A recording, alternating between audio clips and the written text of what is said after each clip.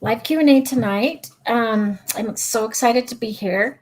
If you're new, I'm Tracy Matson. I'm a certified professional dog trainer and certified behavior consultant. I live in Utah.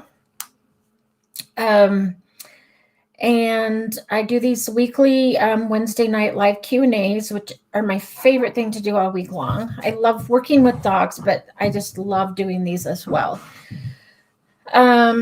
Also, if this is your first time, when you get in the chat, please give me your name and from, so either state or country, and then I can enter you in for the live drawing that we will have between 7 and 7:30. I was looking for my bag of training treats to show you. Oh, here we go. So you get entered in to win your own bag of Puffford training treats. And you can pick which flavor you like. I use the salmon a lot because I love the high value. Hey, Anthony, welcome back. I like the high value of the salmon, so I use this a lot. And then I also use, hey, Julie, I also use rabbit and beef liver. So maybe I should put these here. Okay, so let me write down your names. And then I just realized I am at my office. I've been here. Oh, hey, Kim. Welcome back. Let's see. Fuguera. After you've been on like a while, I remember where people are from. Like I know where Julie's from. But if you don't get on like every week, it's good to remind me, just because I don't always remember. And we usually have several people from Illinois that jump on, which I think is super cool. So Kim, welcome back. I'm glad you're here. So anyway, I just remembered I was here earlier. I have a board and train at my house right now who has one of the worst cases of anxiety and separation anxiety that I have ever seen. Hey, Nicole. And literally, I can't do anything at my house without this dog like screeching at the top of his lungs. I call it the banshee scream, but it's they just wanted me to work on basic obedience. I had no idea. Monica, thank you for joining, and this is your first time. I'm so excited. You know that I love all of you, but I am always excited when we have new people here. Okay, let me get Nicole. Oh, Anthony, yes, I would be happy to. I'll finish telling you about my what's been going on all week. Anyway, let's see, South Carolina. And hey, Fiorella.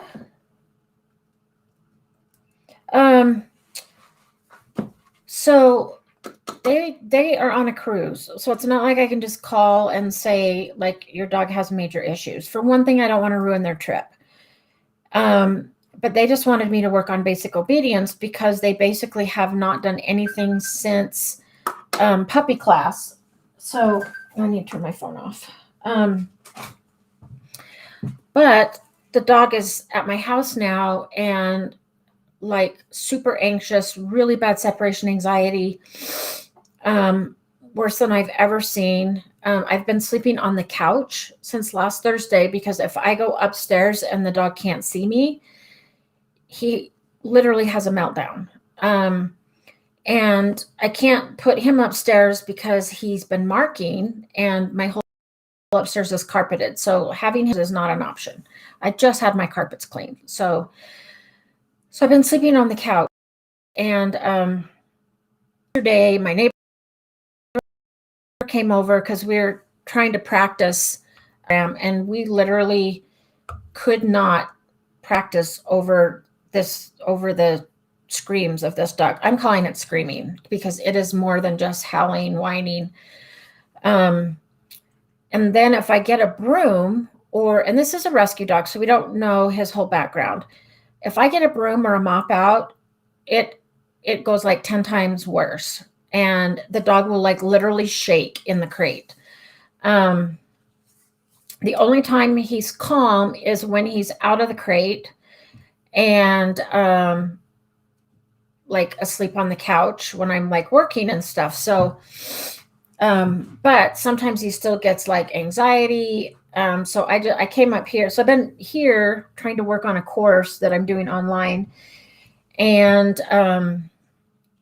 also some exciting news. We are redoing the barking solutions course Monday. So we're going to be redoing that. And so I've been working on that. And I had to come up to my office today just to get some peace and quiet. So this dog is like super needy, really bad separation anxiety. If I put him outside, hey, Matthew, tell me where you're from and I'll enter you if I can find my pen. If I put him outside, then he literally sounds like he's going to break the back door down. In fact, he's like almost ruined part of my dog door and the weather stripping. And then if I crate him, I've had to crate and rotate him with one of my other dogs. My girls get along great with him.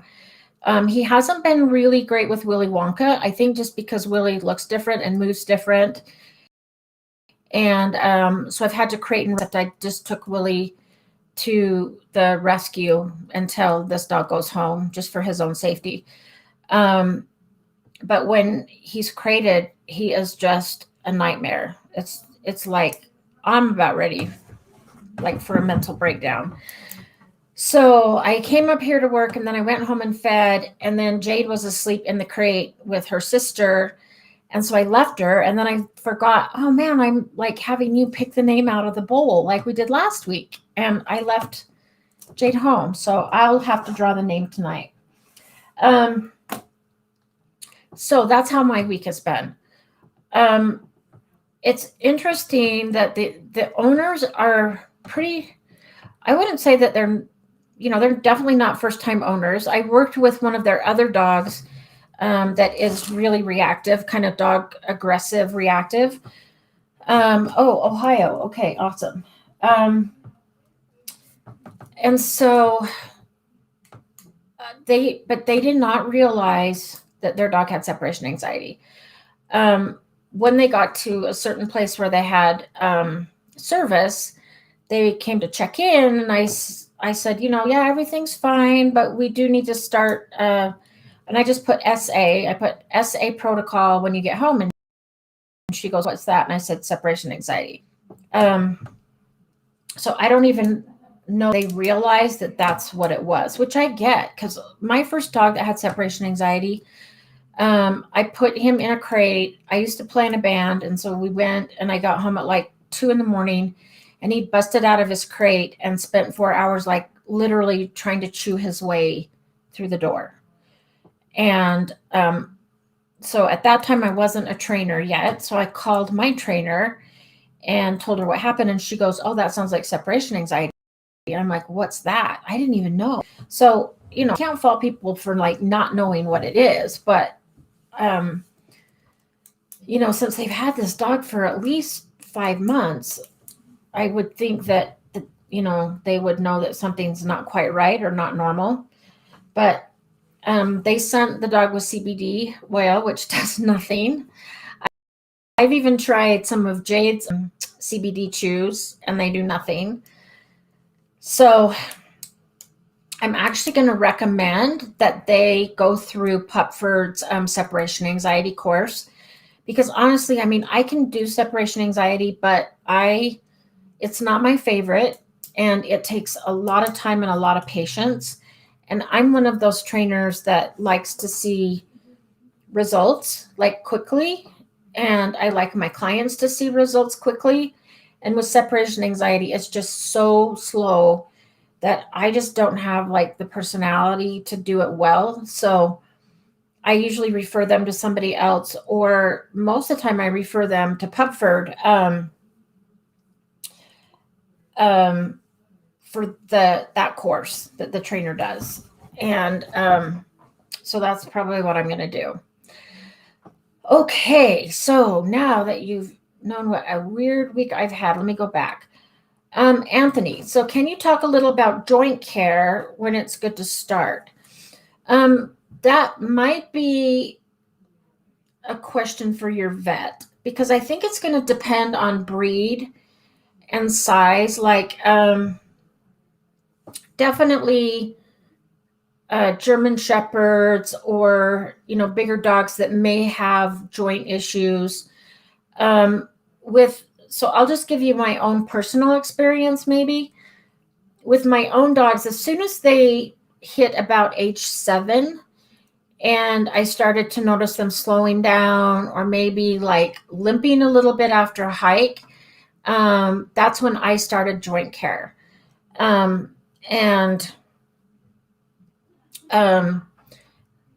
now with Maddie, since she has sometimes back problems and leg problems and front shoulder problems, I actually put her on Dasiquin Advanced, and I don't think you can get that one. You can get Dasiquin through Amazon, but you want the Advanced. And like at first you do 2 a day, and then you go to 1 a day, and then 1 every other day to maintain. And that has made the biggest difference. Like, she was at the point one time where I thought I was going to have to euthanize her, because she hadn't gotten up or moved in 4 days. And she was so painful that I just thought, I can't see her go through this. And so I had scheduled the vet to come. We were going to do it at my house. And the day before, we had acupuncture. And I'm like, if this doesn't help, then I'm just going to, humanely euthanize her. And the next day she jumped up and was walking. So then I started the Dasiquin Advanced. And now, like, sometimes she'll go out in the yard and run around like a young dog. So it's amazing. And I've seen more. And so she is on pain meds. She's off the prednisone, but I think that the joint medication has helped her more than anything. Now, I don't know if joints think that there would be an adverse effect, but I don't know, since I'm not a vet, I don't know if it affects like the liver and the kidneys and stuff like that. So that's why I would ask your vet, because we don't want to give stuff prematurely if it's going to affect other things. So definitely with my pit bulls, because all of my dogs have had joint issues. Started it around age 5, 7, depending on their size, weight, because all of mine are mixed breed pit bulls. And so, I have everything from a 35-pound pit mix to a 70-pound pit. But yeah, definitely when I start to notice them getting like slowing down a little bit, or limping a little bit, or not being able to hike as far, that's usually when I start it, but I can definitely see benefit in starting it earlier.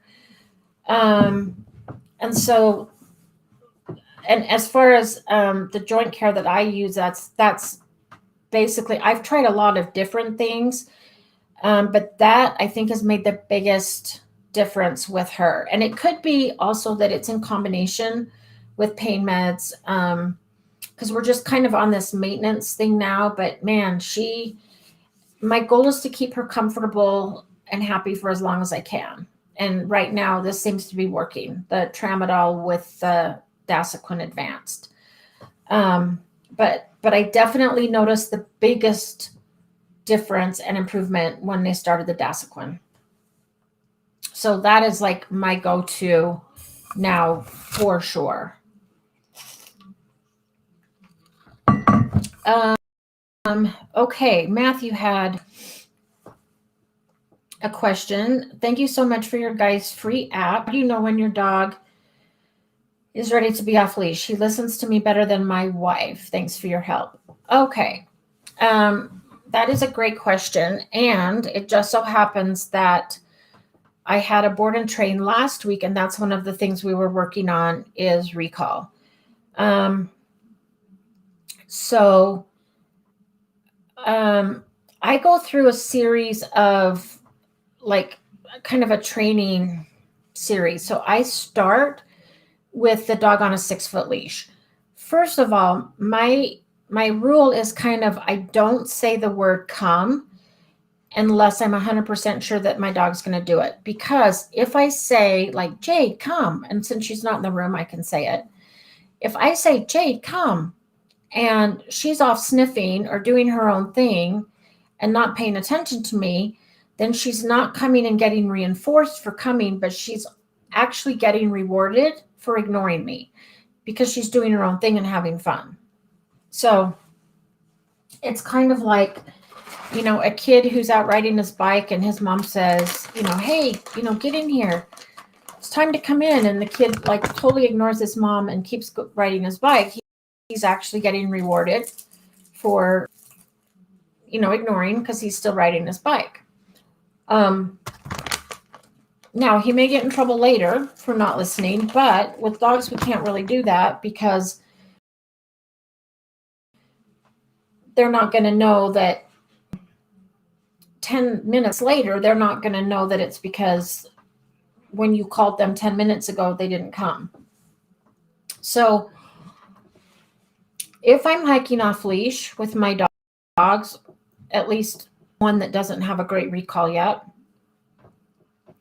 if I want them to come and they're off leash, I will either whistle or I'll say, let's go over here. And sometimes I'll even turn and go the other way because then my dogs will be like, oh my gosh, she's leaving. And then they'll come to me. But then when we do training, I'll start with a 6-foot leash. And I do that so that they choose not to come. I can kind of help them with the leash and reel them in. So I don't yank them, but I just give a little gentle reminder and kind of walk backwards and get them to turn towards me. And right when they turn towards me, start to come, that's when I click. And then they come to me to get the treat.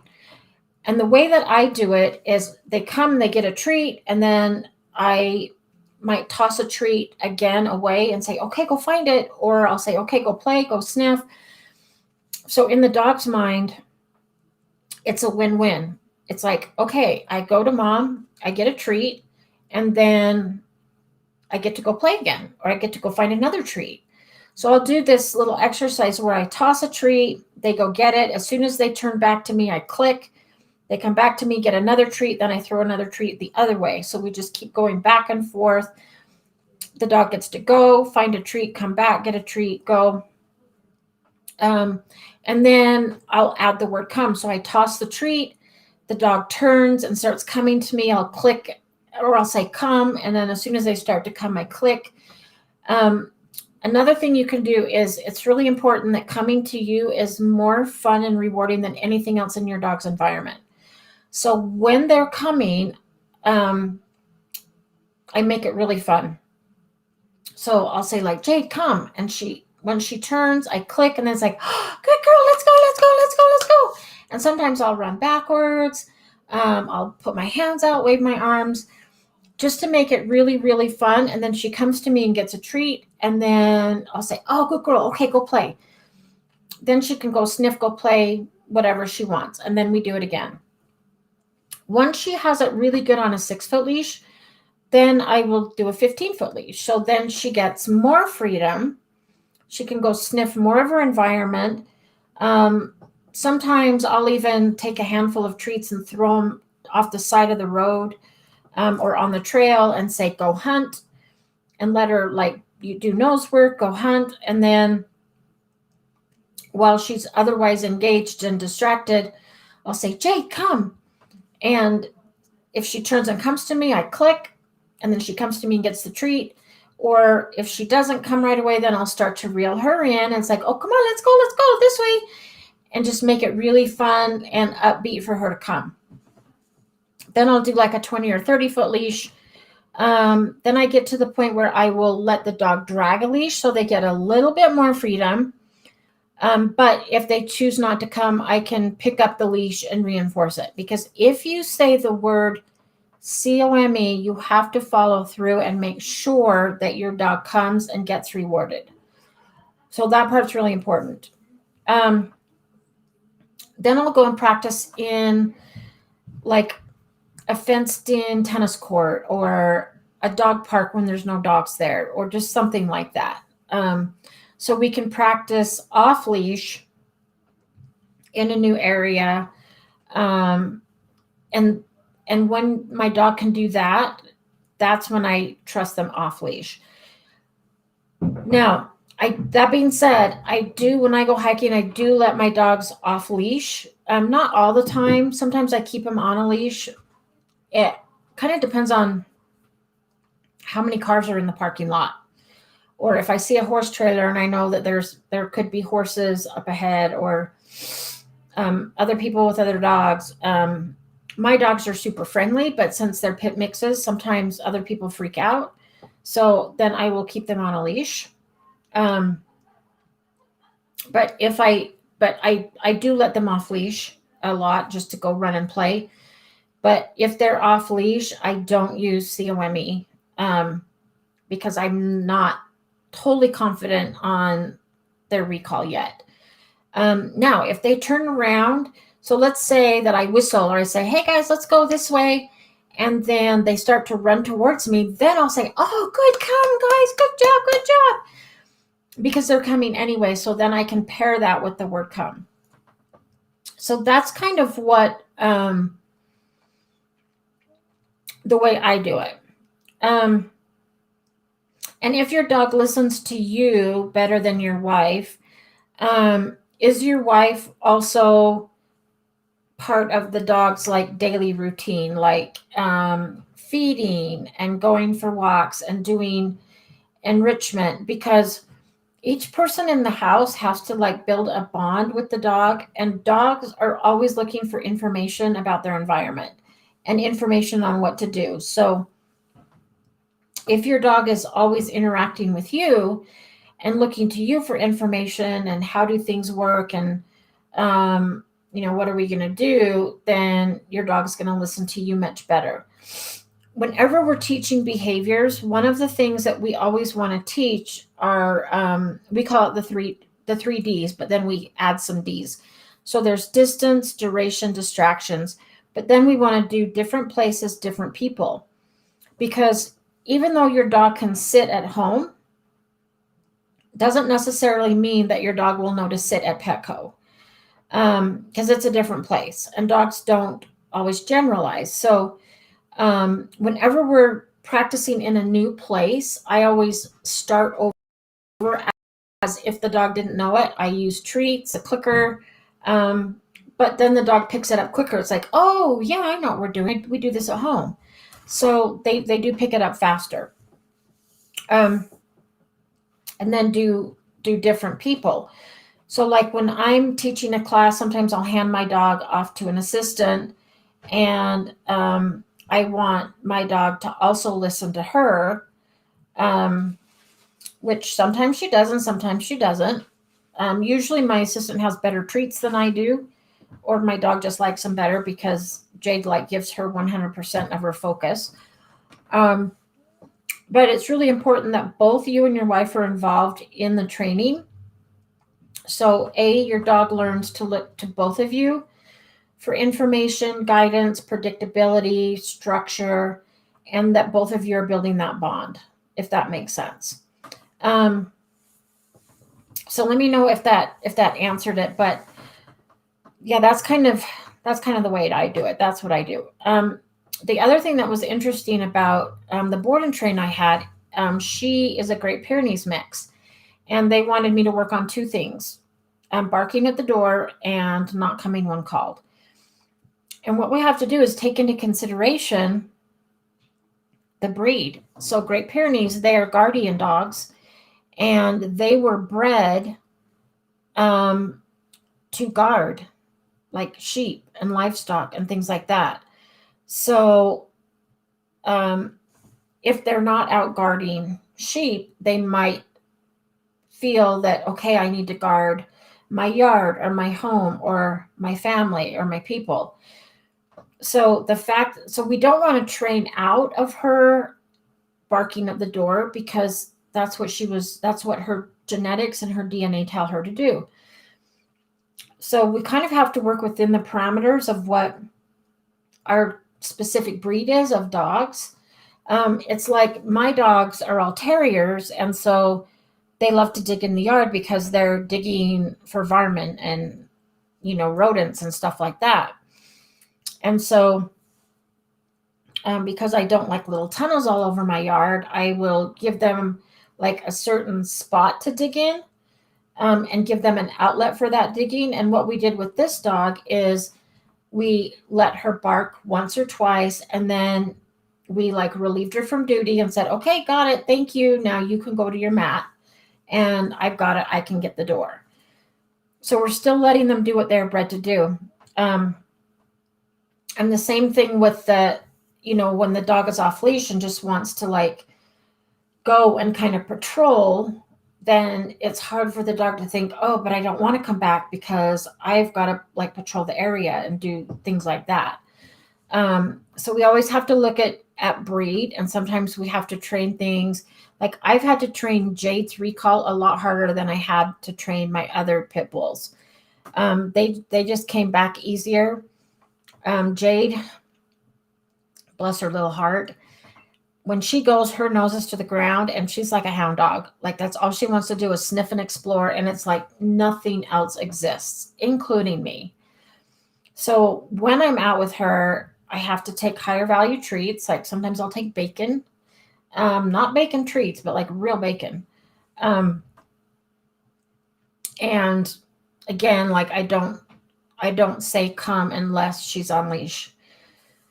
So that's kind of how I do it. So hopefully that answers your question. Let me know if you have further questions on that. Okay, Julie, I tried to go on the bike with Dakota running along on the other side of me. She would have rather jog than run. And after the bike ride, I realized that I should have taken Ellie instead, based on Ellie is higher energy than Dakota. Now I'm taking them for walks one at a time because I can't walk them at the same time. Yeah, so again, if just because we want our dogs to do something doesn't necessarily mean they're going to love it. So, and I'm glad that you recognized that, hey, Ellie has more energy than Dakota. Maybe I should take Ellie instead. So I have clients all the time saying, how do I teach my dog to fetch? My dog doesn't want to fetch. Sometimes like labs and retrievers and some dogs just fetch easier. Like my dogs love to go chase a ball, and I can chuck it all day long and they'll chase it. But as soon as the ball stops, they're like, oh, we're done. And they're done. They don't like bring it back. Same thing with people that are like, oh, I really want my dog to swim, and I want my dog to go to the lake with me, and I want to be able to like throw a frisbee out in the water. If your dog's terrified of water and hates water, just because we want to do it, we can't force our dog to love something that they're not going to love. So a human example of that would be, just because I've lived in Utah all my life, save the 2 years that I went to college, and I live near ski resorts, I don't ski. And people are like, oh my gosh, you live in Utah and you live 20 minutes from the ski resorts and you don't like to ski. I've skied before and I didn't like it. I have feet issues, and so the boots really hurt my feet. So when I try and do it, it's really, really, really painful. The only real snow sport I can do is snowshoeing. So just because my best friend might love to go ski, and she thinks that I should love it and want to go with her every time, doesn't make me like it anymore. And in fact, it's so painful. It's like, I don't want to go. Like, I can't. I just don't want to go. It's not enjoyable. I don't love it. So it's the same thing with our dogs. And yeah, and if you can't walk them at the same time, then I would take them for separate walks. I actually tell a lot of my clients to do that anyway, especially people that have gotten two puppies at once. I was working with a neighbor who admitted that she hasn't done what I told her, but she got siblings and two brothers. And these guys, when they're separated, they like scream and cry. And I said, you've got to do separate training, separate walks. You can do stuff together with them, but also do them separate so that they're not so codependent on each other. They're even sleeping in the same crate. So they're never separated. And I said, if you have to take one to the vet and the other one doesn't go, they're going to have a meltdown. So I saw her at a church function and she goes, so I haven't separated the dogs yet. And I'm like, well, I warned you. That's all I can do is give you advice and tell you what's going to be best. But then whether people follow through or not is kind of on them. So anyway, I'm glad that you realized that you should take Ellie instead of Dakota, especially if she has, higher energy.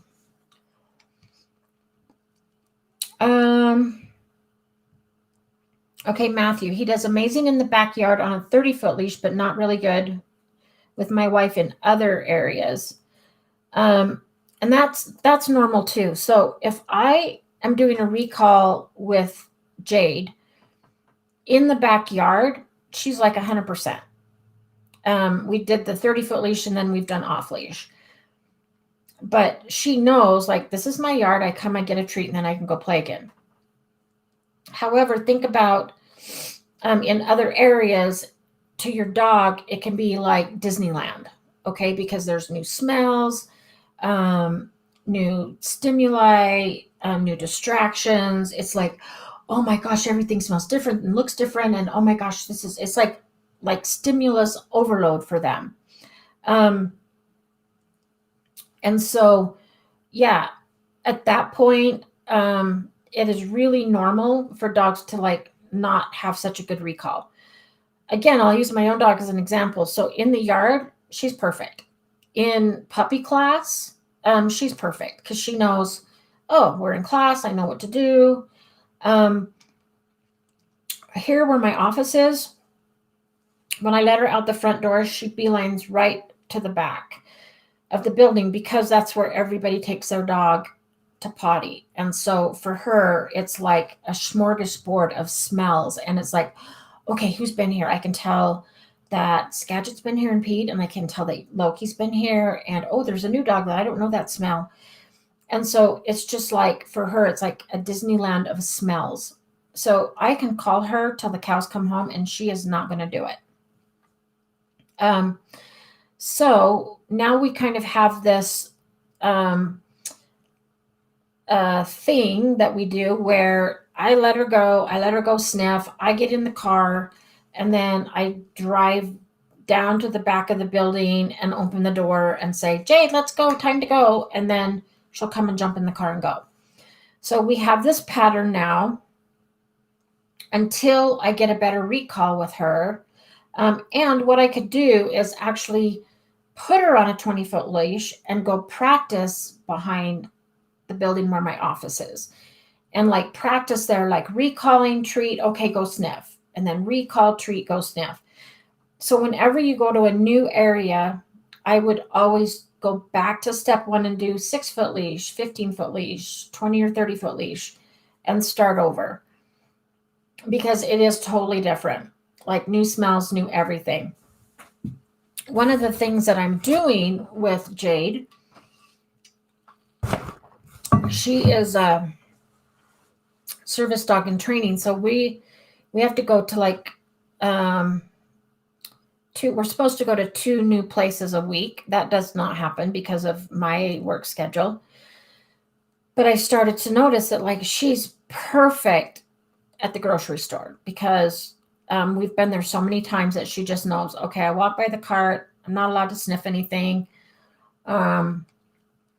She's got it down. If we go to like the first time we went to Walmart, it was a disaster. She wanted to sniff everything, nose to ground. She was sniffing everything on the bottom shelf.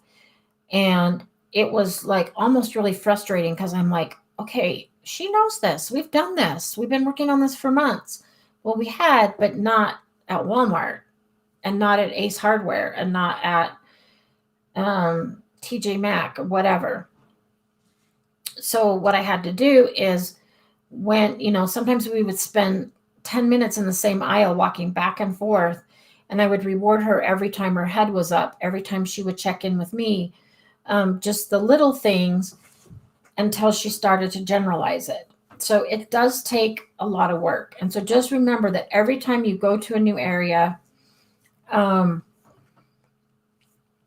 you have to almost start over and teach your dog what you want them to do, but they should pick it up quicker. The other thing, and if he just turned a year, that's kind of, your dog is now an adolescent teenager. So think about when you were a teenager and, when we're kids growing up, like we look to our parents for advice and instruction and, how does this work or what do I do? But then when you hit teenage, you're like, oh, okay, I kind of want to do what I want to do. And I don't want to listen to my parents. And I'm going to stay out late and just see what happens and see if I get in trouble. And that's kind of how adolescent dogs are. When they hit that teenage adolescent stage, they're going to try and push the boundaries and see what happens. Back before I realized I can't say COME if my dogs are off leash. If I said come and they didn't come and I had to actually go get them, then I would put them on leash and they would lose their off leash privilege. Now I just don't say come if they're off leash. But now I can't remember where I was going with that, but I think you get the idea. And yes, it is absolutely okay to use a recall whistle. Again, I would train with it first on leash so that you do the whistle and then reel your dog in, reward, and then release them.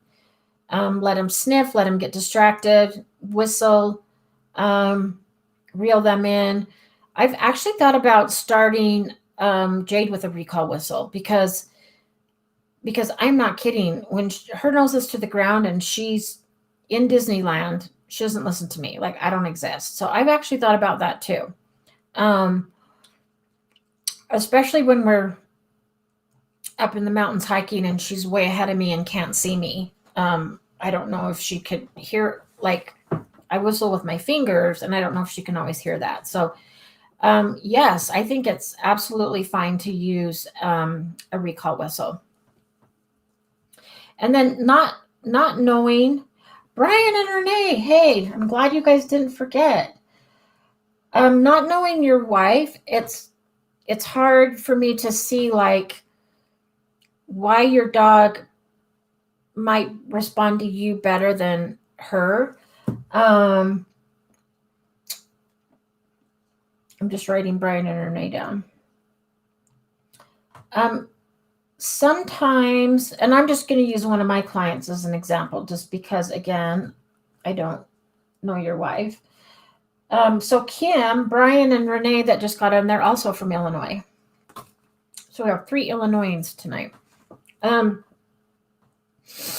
So when I work with dogs, like I'll act really goofy or get really excited, and then like the client will try to do it and the dog won't do it, but they're kind of afraid to like be goofy, if that makes sense.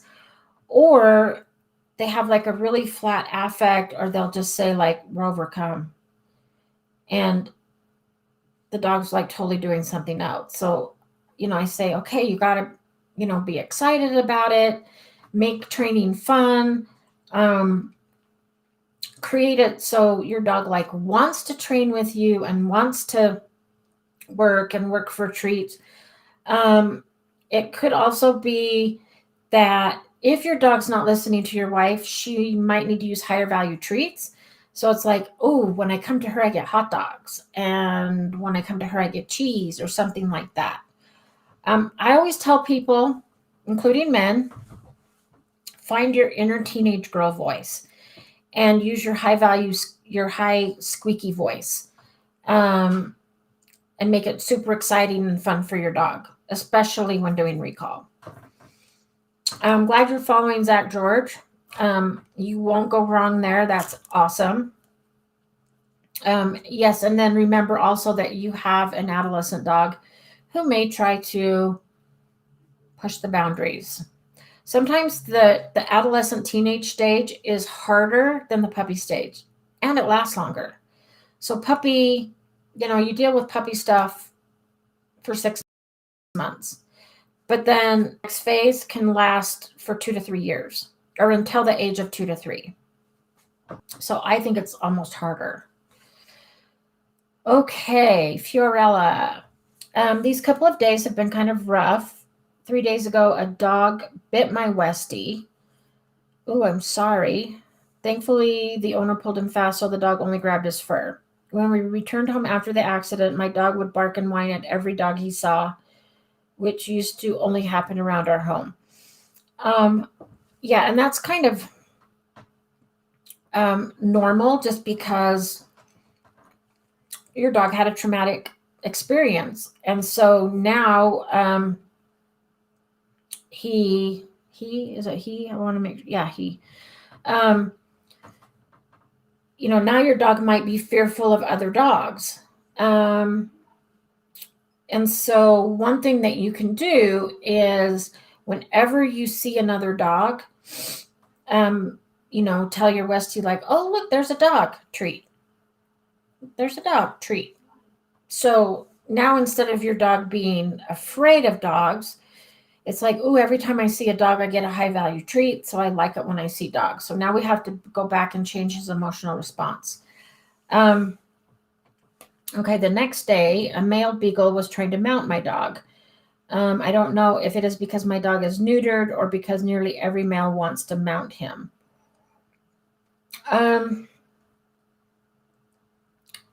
It's not always, sometimes it's overexcitement or overstimulated. Sometimes it can be like, them mating. If it's an unneutered male or even a neutered male and around a female in heat. But I see it a lot in puppy class with dogs that get overly excited or overly stimulated. They might try and hump. So I also see it with dogs that don't really have a lot of social skills. So it's like, oh, there's another dog. I'm so excited. I don't know what to do. So I'm just going to hump. So what I do in that situation is I always just interrupt. Hey, we don't do that. Take the dog off. Do like a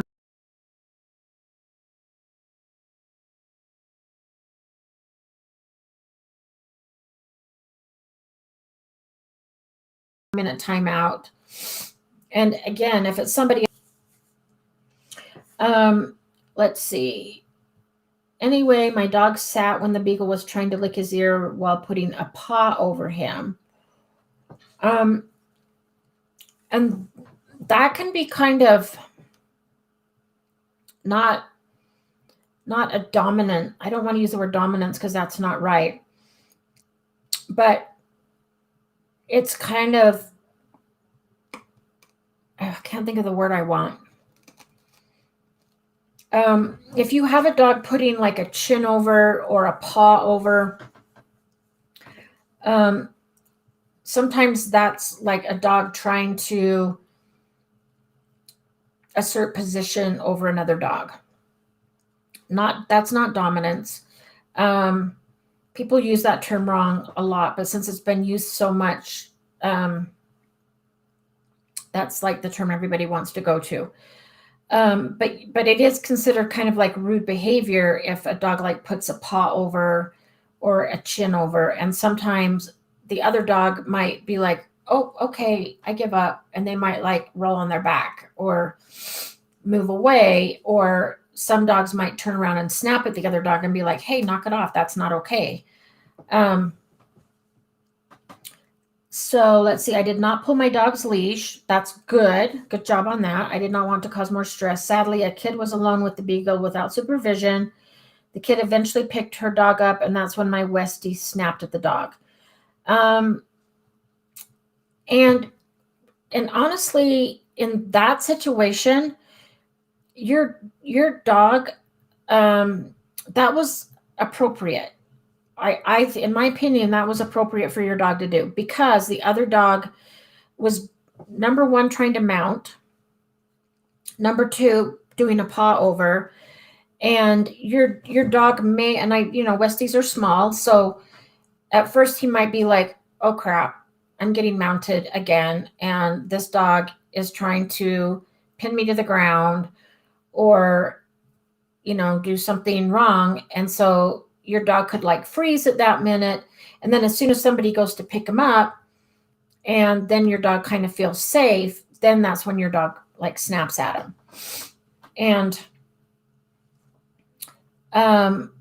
so what I would do in that case is, if another dog comes and is trying to like mount or paw over or something, since you have a Westie, I would just pick him up and just say, oh, sorry, you're not going to do that.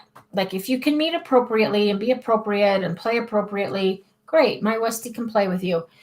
But if you're going to do something rude, like chin over, paw over, I would give your Westie like a second to see how he handles it. But if, oh crap, what do I do? Then go ahead and pick your dog up. Now, when you pick him up, you don't want to like coddle him or baby him, because that can create unlearned or learned helplessness in a dog. So we don't want to do that. But it is okay to save your dog and like pick them up and, like be their advocate, come to their rescue, so to speak. Let's see. After this, his friend came and they were playing when the beagle came running towards them. I grabbed my dog's leash, but the beagle went towards my dog friends and they started fighting. My dog wanted to intervene, but wow.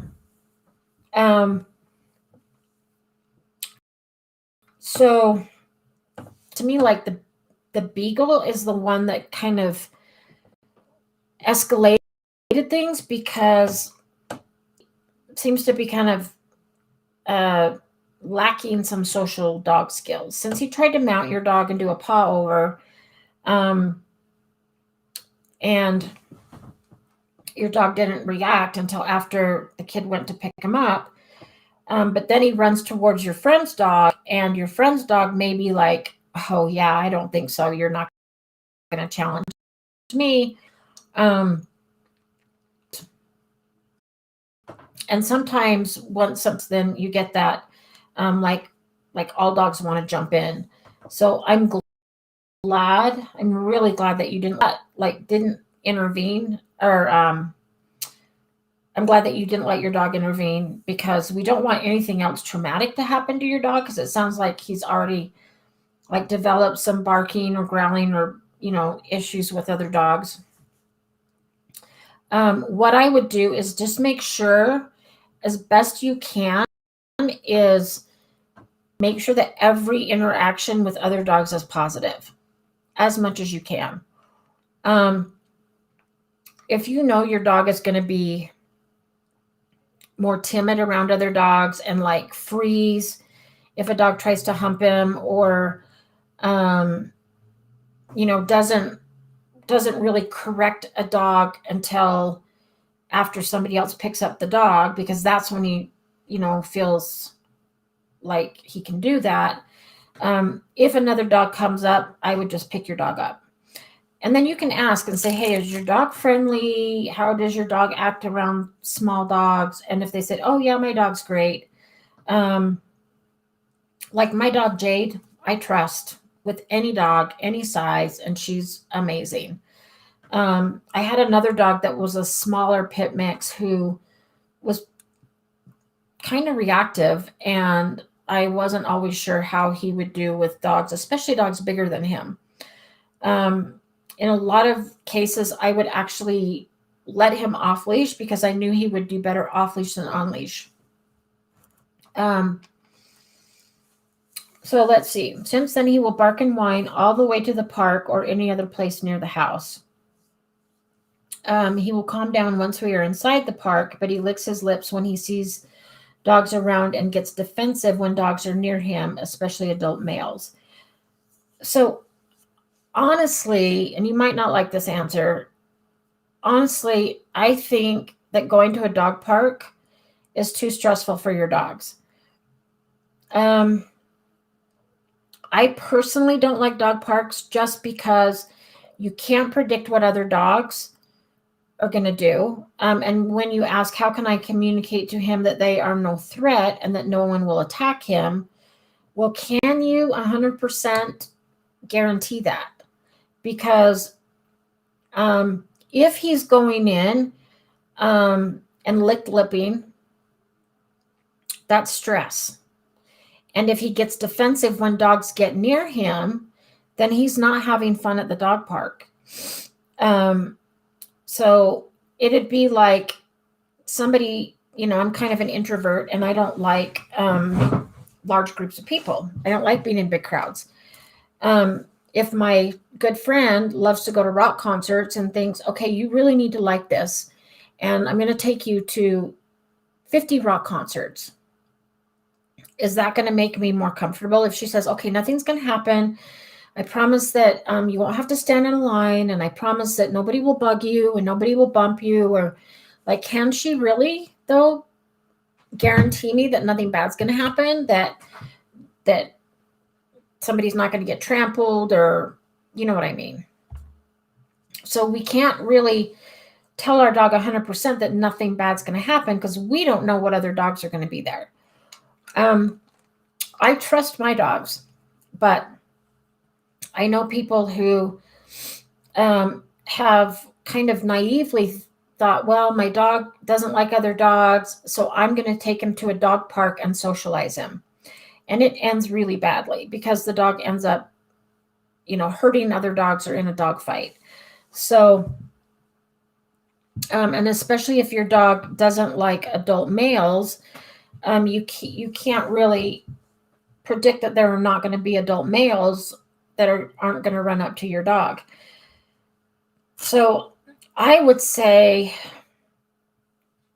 avoid dog parks right now, especially, again, the lipping sign, and he gets defensive when dogs are near him. That's another sign that he's not loving it. Like, he's not loving, and the whining all the way there could be anxiety, like, a kid like going to the doctor and already crying, like, I don't want a shot. Please don't take me to the doctor. I don't want a shot. That kind of thing. And then once he gets there, he's lipping because it's stressful. So what I would do and what I like to do are smaller play groups with dogs that your dog knows. So like your friend, set up play dates with your friend's dog that is going to be good with your dog and that can play. Dogs don't need to love all other dogs, and they don't need to be able to play in really large groups. It's okay for them to have smaller play groups. The largest number that I ever do in a play group is 6. And that's usually because I have my 4 dogs, and then I might have 1 or 2 board and trains, but I know my dogs and I can easily supervise 6 dogs.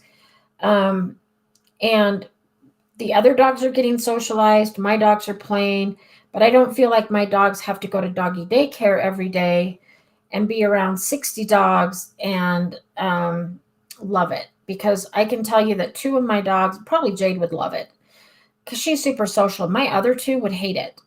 Daphne gets really anxious and stressed out if if she were with like 5 or 6 other dogs that she didn't know.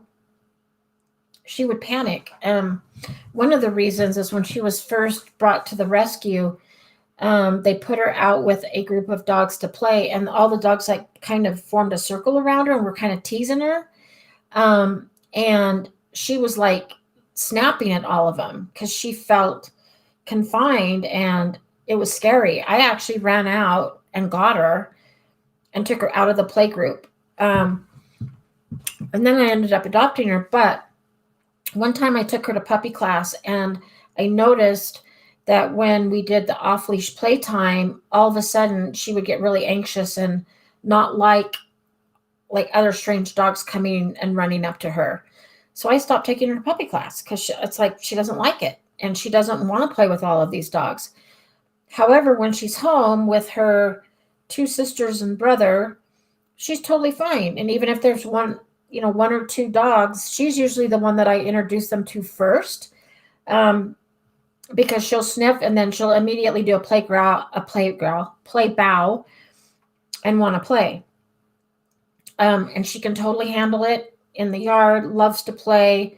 And so if I have 6 dogs at my house, she's totally fine.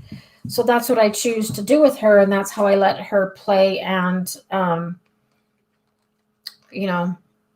play with other dogs, get social, get exercise, things like that.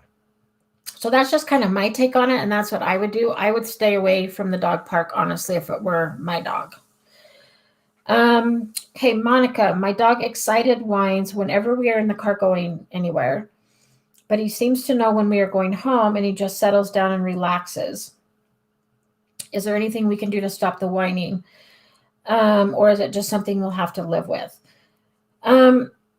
Sometimes it can be like overstimulation. So if you're going somewhere, especially, does this happen like anywhere you go? Like I had a dog that I did take to doggy daycare like 1 or 2 days a week. And as soon as we turned down that road where he knew doggy daycare was, he would just start to whine because it's like, oh, I'm going to daycare. And he would like lose it because he was so excited. Some dogs do it because there's so much stimulation going on around them. So it can either be an overstimulation thing or it can be like a nervous thing. One thing that I've done is with one of my dogs who doesn't like to ride in the car, I crate her. And it's mainly so that all the fast cars moving by, like all of that stuff, doesn't affect her. She doesn't see it. So she can stay much more calm being in a crate. So you could try that. I'm not sure exactly. I mean, the whining when you go anywhere but not going home could just be like an overexcitement, overstimulation thing. Yes, there is something you can do. You can, you need an extra person though. So as you're driving, so as an example, right when you get in the car, before you even start the car, click and treat for your dog just checking in with you or being calm. And then start the car and then reward. Then start to drive out the driveway, reward your dog for being calm. Then whenever your dog sees another person, a dog, a car going by, a bike, whatever, do the engage, disengage thing. And if you need me to send that to you, I can. I'm putting my email address in here right now. And just say that you want the engage, disengage handout. So that's what I would do is like have your dog just look and then click and treat. And then you can try to, it's kind of hard in a moving car. I would actually probably try to go somewhere and park first, because what happens is if your dog is already whining, then your dog's already like over threshold. And so then you want to increase distance and start at a distance to where your dog can just like look at things going on around him and stay calm. So an example would be like going to a Home Depot and parking clear at the other end of the parking lot where there's nobody there, and just practice having your dog look at cars moving, look at people walking, looking at different things, and click and treat for your dog being calm and not reacting. And then you can like start the car and start like driving away or slowly driving towards things, but you're able to kind of manage the distance. Whereas when you're like driving, it's hard to manage like distances of other cars and things like that. Um, so you could try like the seatbelt type thing to see if that helps your dog feel more comfortable. Um, I had a dog that just, well, I've had two now that just don't like to ride in the car, and they would try to get like underneath my feet when I was driving, which was not safe. So that's why both of those dogs got kenneled, or one's still alive, so she gets kenneled when we're driving. So yeah, I think it's just like the anticipation. Um, I had my search and rescue dog had such a high prey drive, and he just always wanted to train and train and train and like, let's go search, let's go play, let's go track, let's go do this. So whenever we were in the car, like he would whine nonstop, and it was so annoying.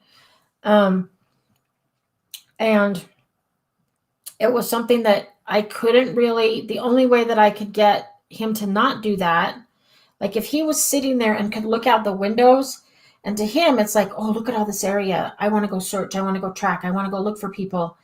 Um, and that's just what he was trained to do. And so the only way I could like peacefully go somewhere in the cart was to crate him so that he couldn't see what's going on. And then he could just go in his crate and lay down and be totally fine. So I would try the crate thing first and see if that works.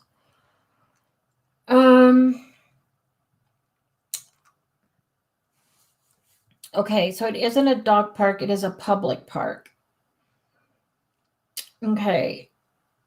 I mean, public park could be the same if he doesn't like it or doesn't enjoy it.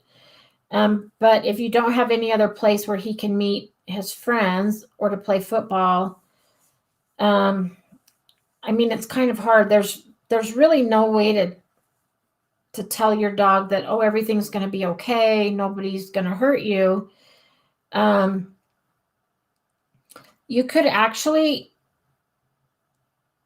do the engage disengage as well, but it's going to be really hard to control distances if the other dogs are off leash and can just run up to him, because you want to be able to control the distances.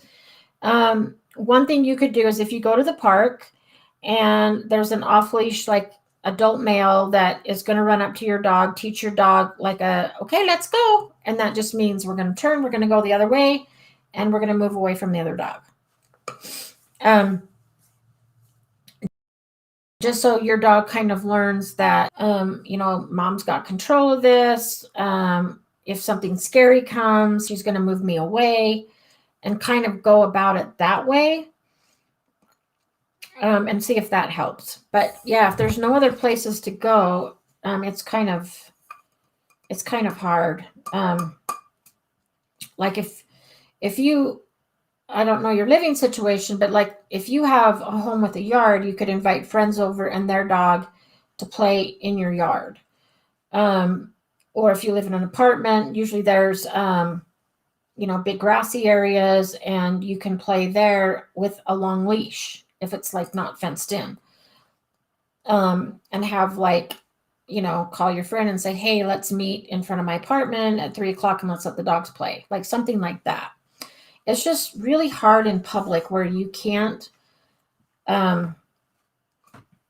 like control your environment and you can't control the other dogs.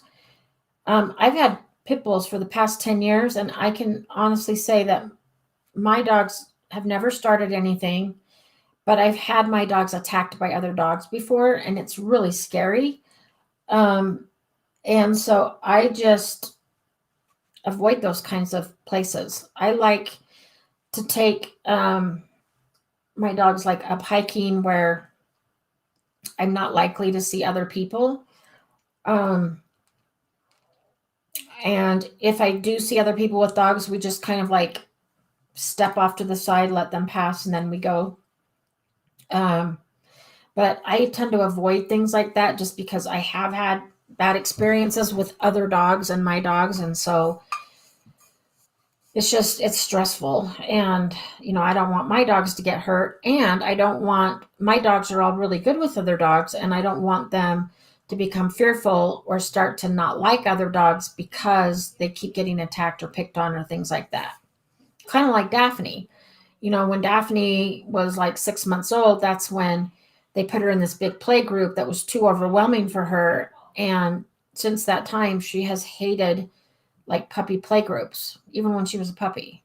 So now I just let her, we either go hiking and she'll meet one or two dogs on the trail and she's fine, or she plays with dogs in my yard.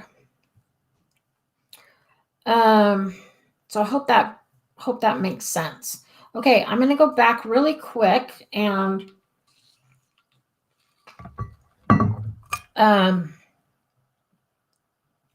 see if I missed any questions. And then if there's no more questions, I'll do a drawing.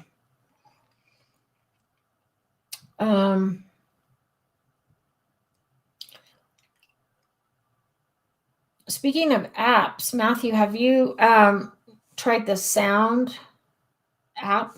Let's see. I know I have it, but this one might not be free. I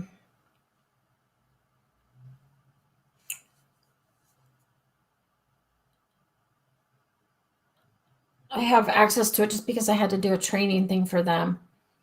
So are you talking about like, whoops, lighting's bad. This Puffford app where they have products, training, the academy, and sounds. So the sounds app, the sounds part, I'm trying to get it so you can see it. I use that with every single puppy that I work with. And I do it in puppy class and I do it in with my private puppy clients.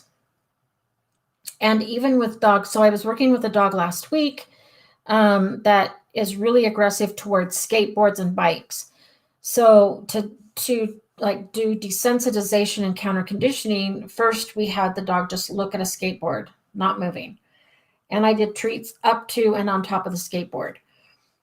Then, separate from that, I played a skateboard sound and got the dog used to. So we started low volume, and then when the sound started, we'd drop treats. When the sound stops, the treats stop, and then I would turn it up. I really like that because you can control the volume.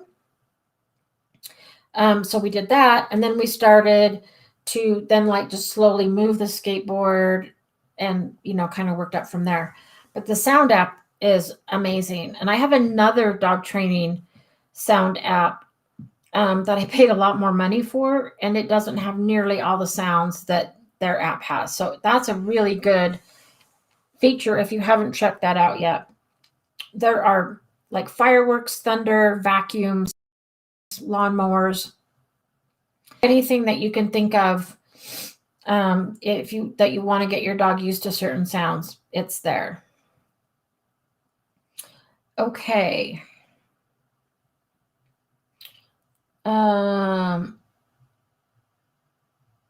Let's see.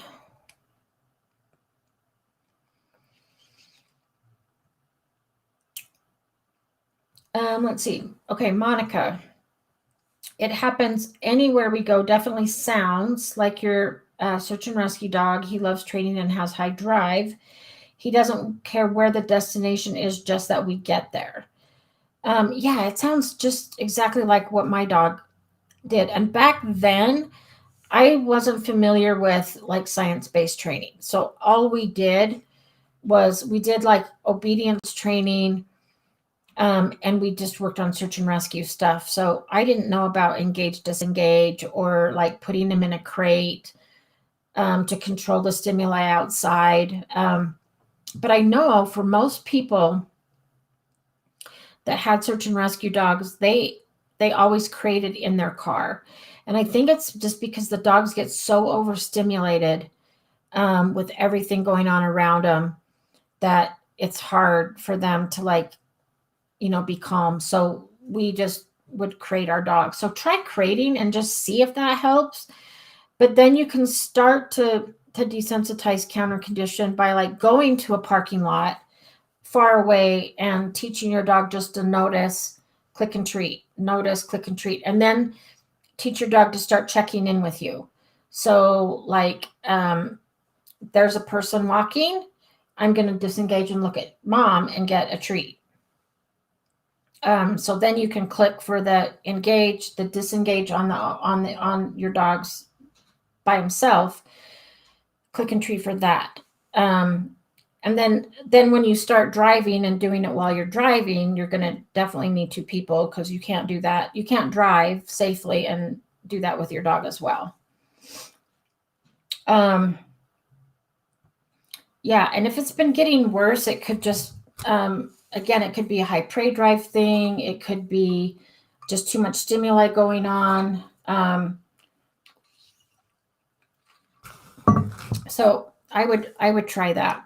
Also, you might try doing a lot of enrichment at home before you go somewhere. So doing some nose work, doing a snuffle mat, take your dog's food and throw it in the lawn or the snow and say, go hunt. So if your dog gets some of that energy and drive out to where your dog can go outside and sniff out his food in the lawn, then that might get some of that energy out. So then you get in the car and your dog's like, oh man, I just did this. I just had to work for my food. I'm too tired to whine at anything. So then your dog might be calmer. You could try that and see if it works. I also do nose work with boxes. So I'll put out 3 or 4 boxes and put a little piece of hot dog in one of them and bring the dog out and say, go hunt or search or find it or whatever. And the dog can sniff the boxes to find out which box has the hot dog in it. So getting that energy out for wanting to work, wanting to sniff. It also tires them out when we engage their brain. And then that could calm your dog down. The other thing too is where you're going to a destination and your dog likes to go anywhere. And then he's probably having some kind of activity or fun wherever you're going, then gets tired out. So then on the way home, your dog's like, okay, I'm good. I've just run around. I just played at the dog park. I just went on a hike. So now we're going home. I can rest. Does that make sense? I'm just kind of thinking about why your dog would whine going somewhere, but not home. Definitely with my dog after a full day of training or 3 hours of training, my dog could then go in the back seat and crash. So that kind of makes sense to me. Okay, Brian, this time change every dog is, with the time change, every dog is on the trail right before dark. Oh, bummer. So now you're using the backyard. Wow, 4:15. It gets dark about 5 here. Is there a way you could go earlier, or what about in the morning? I know some people that go, I could never, because I'm not a morning person. I know some people that will go running or hiking at 4:30 in the morning just to avoid other people. Yeah, that's not happening at my house, but I know some people that do it. But yeah, if you have, I just heard this awesome thing. I wish I had the money and space to do this. I have to open my door because it's hot in here and I think everybody's gone now. And then I'll tell you about it. So there's these new, I don't even know what they're calling them. I'll have to look and see where they are. But they're making these new kind of forest things. So the one I heard about, it's like 5 acres. It's all fenced in, and you pay like $15 for an hour, which is super cheap, I think. And you can go in and give your dog an off-leash experience. So reactive dogs, you don't have to worry about running into other dogs. Um, it's all fenced in, so your dog can't go anywhere, but it's got trees. It's like foresty. They have different interactive things that your dog can do in there, like jump up on a stump or like find some stuff that's buried. So it's just like going and hiking, but it's in a fenced in 5 acre area and you pay by the hour. If you have like 2 or 3 dogs in your household, then it's like $5 for each dog. I mean, I thought the price was amazing, but what a great idea. If I had 5 acres somewhere, I would totally do that. I have so many clients with reactive dogs or fearful dogs that would love to just be able to go hike their dog and not have to worry about other dogs coming.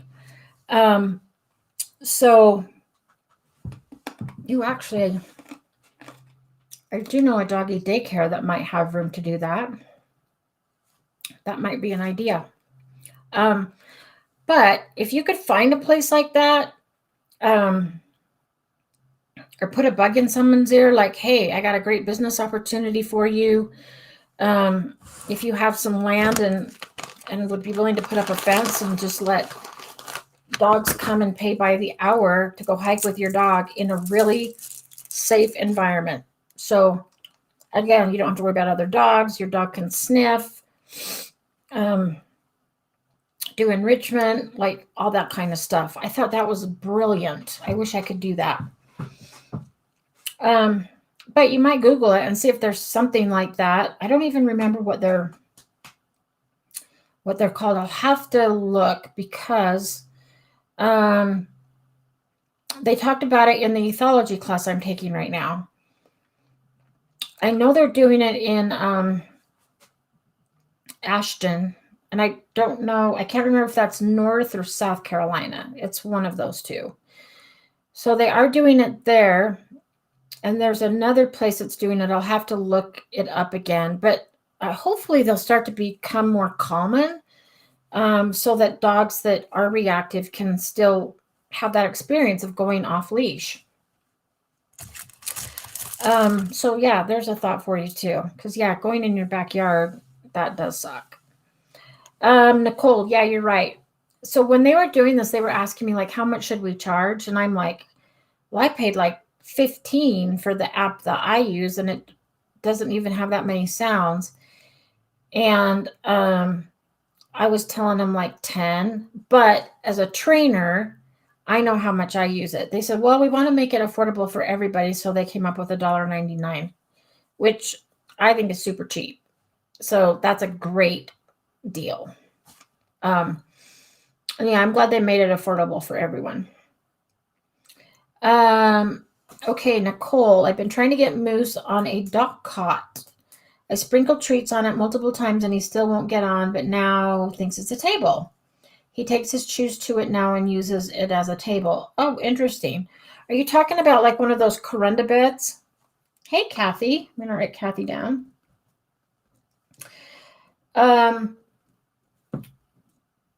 What I do is, and we just did this in 2 of my classes, like I'll bring out the bed and bring the dog up, and when they look at the bed, I click and treat, and I do toss the treat on the bed.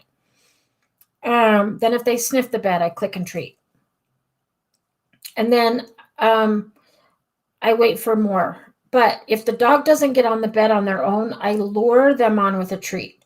So there's one dog that was like going around the bed to try and get the treats. And so I finally was able to like lure him across the like long part.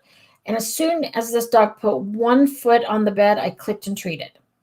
And then I would try to treat away just so the dog would have to like step towards the treat a little bit to get it.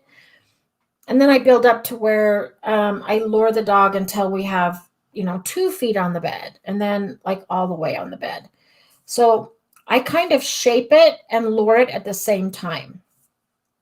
Nicole, if you want to email me, ask me for my Go to Your Bed handout.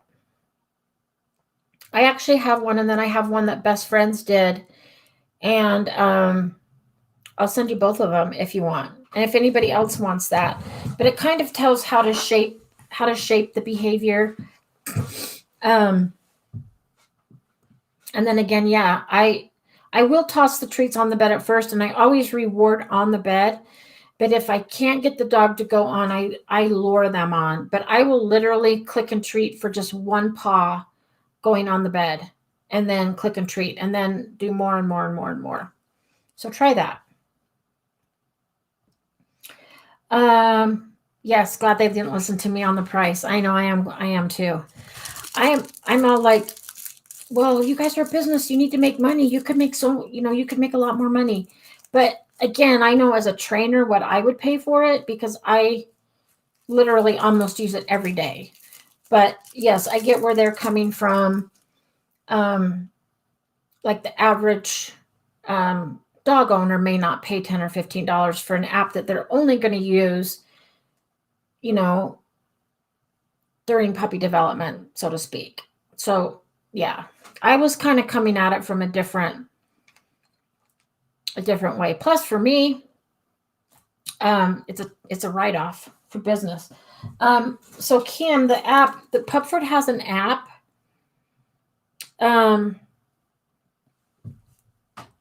Oh, hang on.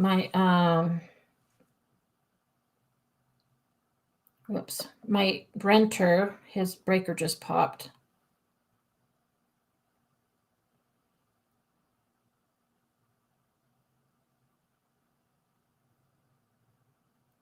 The dogs are crated.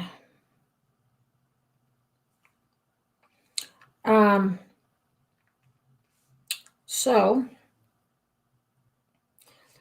Pupford has an app. It's just a Pupford app.